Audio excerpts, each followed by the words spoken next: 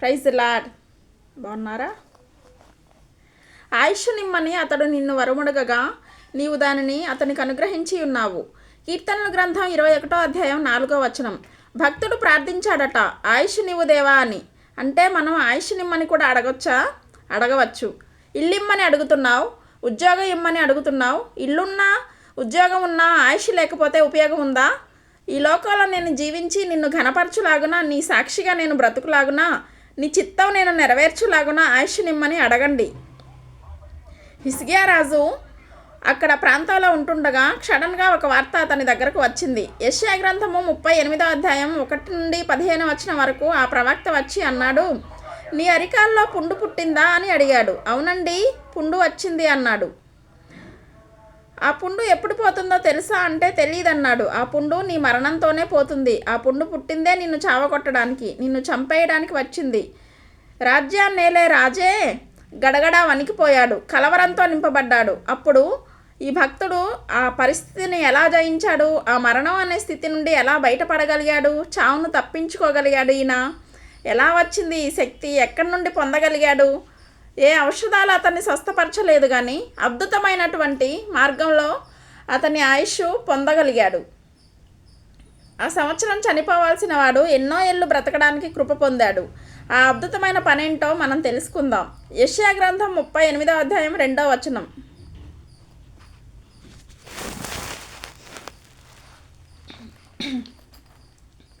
అతడు తన ముఖమును గోడ తట్టు తిప్పుకొని, యెహోవా, యథార్థ హృదయుడనై సత్యముతో నీ సన్నిధిని నేను ఎట్లు నడుచుకొంటిని, నీ దృష్టికి అనుకూలముగా సమస్తమును నేను ఎట్లు జరిగించితినో కృపతో జ్ఞాపకము చేసుకొనమని హిజ్కియా కన్నీళ్లు విడుచుచు యెహోవాను ప్రార్థింపగా దేవునికి ప్రార్థించాడంట.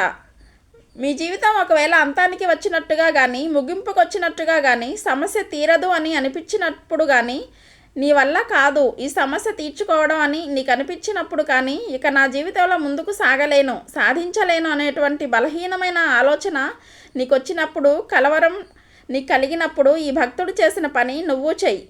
అతడు గోడ దగ్గరికి వెళ్ళాడంట. గోడ వైపు తిరిగాడు అంటే మనుషుల వైపు తిరగల, ఏ మనిషి వైపు తిరగకుండా దేవుని వైపు తిరిగాడు. కన్నీళ్లు కార్చాడు, ప్రార్థన చేశాడు, విన్నవించుకున్నాడు, అయ్యా నాకు స్వస్థత కావాలి,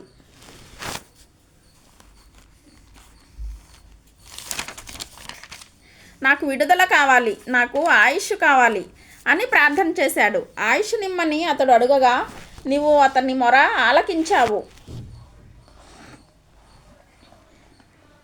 ప్రార్థించేటప్పుడు దేవుడు ఆలకించే దేవుడంట. 2వ రాజుల గ్రంథము 20వ అధ్యాయం 5వ వచనం. నీవు కన్నీళ్లు విడిచిన చూచితిని, నీ ప్రార్థన నేను అంగీకరించాను, నేను నిన్ను బాగు చేసేదను. అంటే బాగుపడడానికి ముందు 2 జరగాలి. ఏంటవి? కన్నీళ్లు విడిచి పశ్చాత్తాపంతో విరిగి నలిగిన మనసుతో ఆయన పాద సన్నిధి వైపు తిరిగి ఆయన సన్నిధిలో మొరపెట్టడం అనే అనుభవం ఉన్నప్పుడు బాగుపడే అనుభవంలోకి నడిపిస్తాడు. మీ కన్నీరు అనవసరమైన వాటికి ఎడవకుండా అవసరమైన ప్రభు పాద సన్నిధిలో మీరు ఏడిస్తే అద్భుతాలు జరిగిస్తాడు, ఆశ్చర్యాలు జరిగిస్తాడు. దేవుని దగ్గర మొరపెడితే దేవుణ్ణి అడిగిన వారికి దేవుడు ఆయుష్ను పెంచబోతున్నాడు. దేవుని బిడ్డ, ఆమెన్. ప్రభువా, నీ సన్నిధిలో రాజు అడిగినప్పుడు ఆయుష్ నిమ్మని అడుగ్గా అతనికి నువ్వు ఆయుష్ దయచేశావు. ఇదిగో ప్రార్థిస్తున్న నాకు కూడా ఆయుష్నిస్తావు. నేను ఎవరి కోసమైతే ప్రార్థిస్తున్నానో, తండ్రి కొరకో, తల్లి కొరకో, భర్త కొరకో, నువ్వు ఎవరి కోసం చేస్తున్నావో వారికి కూడా ఆయుష్ నిమ్మని మీరు ప్రార్థన చేస్తే దేవుడు ఇవ్వగలడు. దేవుని బిడ్డ ఒక చిన్న కీర్తన పాడదామా? నా జీవిత నావను సాగుచుండగా తుఫానులు వరదలు విసిరి కొట్టగా, నా జీవిత నావ సాగుచుండగా తుఫానులు వరదలు విసిరి కొట్టగా, కదలలేక నా కథ ముగించబోగా నువ్వు పద అంటూ నన్ను నడిపినావు.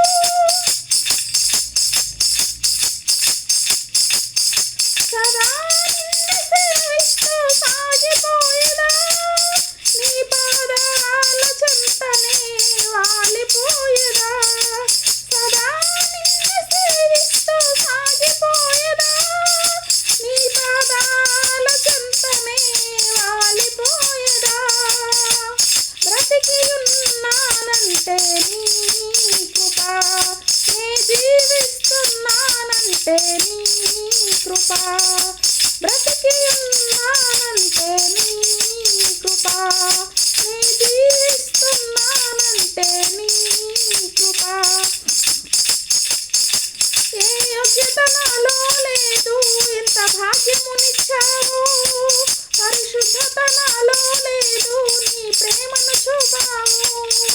ఏ యోగ్యత నాలో లేదు, ఎంత భాగ్యమునిచ్చావు, పరిశుద్ధత నాలో లేదు, నీ ప్రేమను చూపావు.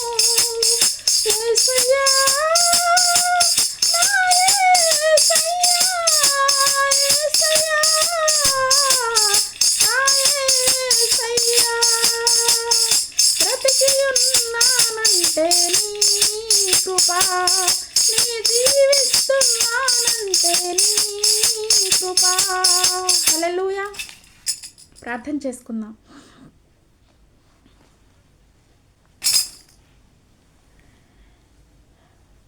కళ్ళు మూసుకుందాం. ఒక చేతిని గుండె మీద పెట్టుకుందాం, ఒక చేతిని ప్రభు వైపు ఎత్తుకుందాం.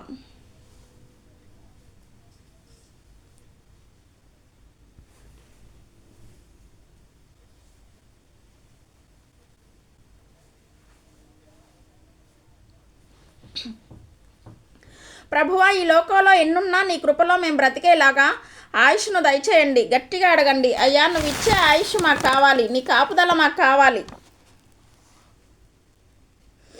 నీ కాపుదల మాకు కావాలి. మా ప్రయాణాల్లో నీ కాపుదల కావాలి, మా రాకపోకల్లో మీ కాపుదల కావాలి తండ్రి. నీవిచ్చే ఆయుష్ యేసు నామంలో మాకు దయచేయమని అడుగుతున్నాం. నీ ప్రజలందరికీ ఆయుష్నిచ్చేవాడవు నీవే. ఈ రాత్రి నెమ్మదితో పడుకొని సురక్షితంగా కాపాడబడినట్లుగా నీ అగ్ని కంచె వేసి మమ్మల్ని కాపాడండి. నీ చిత్తాల్లో కొనసాగే కృప మా అందరికీ దయచేయమని యేసుక్రీస్తు ప్రశస్త నామంలో వీరందరికీ చక్కని నిద్ర దయచేసి తెల్లవారి లేచే కృపను మాకిమ్మని క్రీస్తు నామంలో అడిగి వేడుకుంటున్నాం మా పరలోకపు తండ్రి. Amen, amen.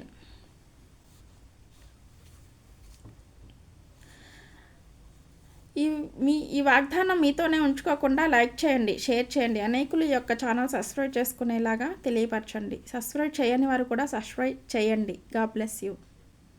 దేవునికి మహిమ కలుగును గాక. హల్లెలూయా.